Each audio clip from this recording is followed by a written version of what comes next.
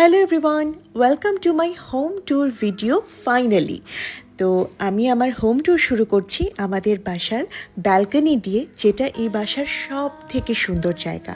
আমি দুইটা দিক দিয়ে অনেক লাকি। একে তো এই সুন্দর সিটিং অ্যারেঞ্জমেন্ট করে রাখা গেছে, কারণ এই ব্যালকনিতে বৃষ্টির পানি ঢোকে না। এবং এই ব্যালকনিটা এত লম্বা, এত বড়, এত খোলামেলা, এখানে বসলেই মনটা ভালো হয়ে যায়। স্পেশালি যখন সকালবেলার প্রথম রোদটাই বারান্দায় ঢোকে, তখন দেখতে আরও চমৎকার লাগে। এটা এই বাসার সবথেকে বড় বারান্দা এবং সবথেকে সুন্দর জায়গা। আমার এই ব্যালকনির সাথে আমার বেডরুমের একটা জানালা দেখা যায়, যেখান থেকে আমি আমার বেডরুম দেখতে পাই এবং বেডরুম থেকে বারান্দা দেখা যায়। তবে বারান্দাটা লম্বার দিক দিয়ে অনেক বড় হলেও এটা খুব বেশি চওড়া না। এই কারণে আমার বারান্দাটা 360 ডিগ্রি অ্যাঙ্গেলে ঘুরে দেখাতে একটু আনকমফোর্টেবলই লাগছে, বাট তারপরও আশা করি আপনারা ভালো মতো বুঝতে পারছেন।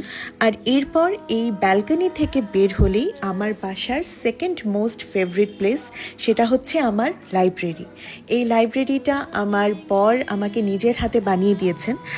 নিজের হাতে বলতে লিটারেলি নিজের হাতে বানানো। এই লাইব্রেরির প্রত্যেকটা পেরেক ওনার নিজের হাতে মারা, প্রত্যেকটা ওয়্যারিং ওনার নিজের হাতে করা। এই পুরো লাইব্রেরিটার ডিজাইনও উনি নিজে করেছেন আমার জন্য। So this was a gift, and this is the best gift that any wife can ever receive, and I love it. আর এই লাইব্রেরির বেস্ট পার্ট হচ্ছে এটা ব্যালকনির সাথে একদম লাগানো। তো আমি যখন ইচ্ছা তখন বই নিয়ে বারান্দাতেও পড়তে পারি, লাইব্রেরিতে কাজও করতে পারি। খুবই ইজিলি বাতাস ফ্লো করে, আলো আসে। So yes, it's beautifully located, beautifully designed.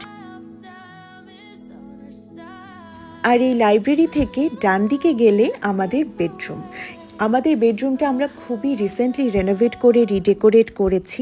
যদিও এটার পুরোপুরি কাজ এখনও শেষ হয়নি, আমার ধারণা আমি এখানে আরও কিছু অ্যাড করব, আরও কিছু চেঞ্জেস আসবে। আর ওই যে আমার বেডরুম থেকে বারান্দা দেখা যাচ্ছে। আনফর্চুনেটলি আমার বেডরুমটাতে সব থেকে কম আলো ঢোকে, তো I have to do something about it. Let's see আর কি করা যায়। এই যে বেডরুমের এই সাইডের অংশটা এখনও ইনকমপ্লিট অবস্থায় আছে।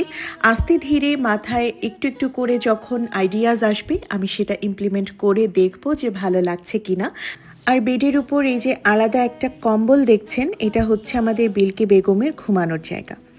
তো বেডরুম থেকে আমরা সরাসরি এখন বের হয়ে চলে যাই আমাদের লিভিং রুমে। এই লিভিং রুমটা লাইব্রেরির সাথে লাগানো। আমাদের এই বাসার অংশটা না খুবই ইন্টারেস্টিং। এটা একটা লম্বা করিডোরের মতো। এইখানে আমাদের লাইব্রেরি, লিভিং রুম এবং আমাদের ডাইনিং রুম তিনটাই একদম সিরিয়াল ওয়াইজ, একটার পর একটা, কোনো রকম সেপারেটার নাই বা পার্টিশন নাই। আর এটা হচ্ছে আমাদের ডাইনিং এরিয়া। আমার এই প্রত্যেকটা অংশের আলাদা আলাদা ছবি বা ভিডিও তো সবসময় শেয়ার করি, আজকে একটা ফুল ট্যুর দিয়ে দিলাম।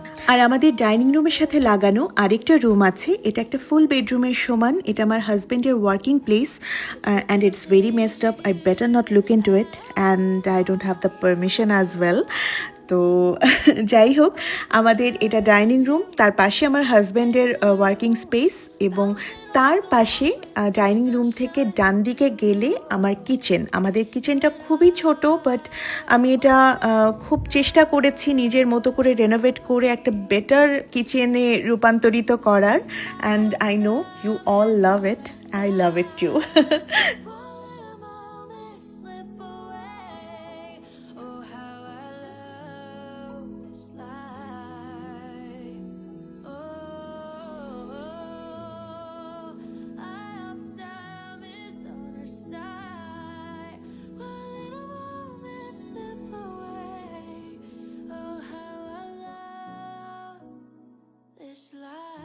এরপর আমাদের ডাইনিং এরিয়া থেকে এই যে বাম সাইডে, এটা হচ্ছে একটা ওয়াশরুম, এটা আমার হাজব্যান্ড ইউজ করেন। আর আমার কোনো স্টোর রুম নেই, তো আমার এই আলমারিটাই হচ্ছে স্টোর রুম। এখানে আমার যাবতীয় জিনিসপত্র আমি মোটামুটি অর্গানাইজ করে রাখার চেষ্টা করি। আর এইখান থেকে ডান দিকে ভেতরে গেলে এটা হচ্ছে আমার ক্লজেট রুম। এই রুমেরও ছবি আপনারা অনেক দেখেছেন, ভিডিও অনেক দেখেছেন। এটা হচ্ছে আমার ওয়ার্কিং স্পেস না, but it's my closet room. এখানে আমার সমস্ত জিনিসপত্র থাকে। আমরা আমাদের বেডরুমে কোনো কাপড় চোপড়, অ্যাক্সেসরিজ বা এরকম কিছু রাখি না। আমাদের বেডরুম মোটামুটি শুধুমাত্র ঘুমানোর জন্য, টিভি দেখার জন্য, রিল্যাক্স করার জন্য। আমাদের কাপড় চোপড়, অ্যাক্সেসরিজ, কাজের জিনিস আমরা এটা আমাদের সেপারেট রুমে রাখি। এই জন্য দেখা যায় যে বেডরুমটা কম্পারেটিভলি ফাঁকা থাকে, সুন্দর থাকে। আমার কোনো গেস্ট আসলে তারা এখানে ঘুমাতেও পারে। আমার এখানে একটা পার্সোনাল ওয়াশরুম আছে, এই বাম দিকে একটা ল্যাভেন্ডার ডোর দেখতে পারবেন। আর তার পাশে আছে একটা ছোট্ট ব্যালকনি, যেখানে আমি আমার টুকটাক কাপড় চোপড় শুকাতে দিই। যদিও আমি মূলত কাপড় শুকাই ছাদে, বাট এখানে আমার লন্ড্রি বাস্কেট আছে। এখানে মোর ইম্পর্টেন্টলি বিল্কির লিটার বক্স থাকে, যেটা খুবই জরুরি, কারণ ঘরের ভিতর লিটার বক্স রাখাটা আমার কাছে আনহাইজেনিক লাগে, প্লাস স্মেল হয়ে যায়। সো একটা আলাদা সেপারেট খোলা জায়গা এইটার জন্য আমার মনে হয় যে থাকলে ভালো। সো দিস ইজ ইট, আমাদের 7 বছর ধরে একটু একটু করে গড়ে তোলা ভালোবাসার সংসার। কেমন লাগলো জানাবেন, and thank you for watching.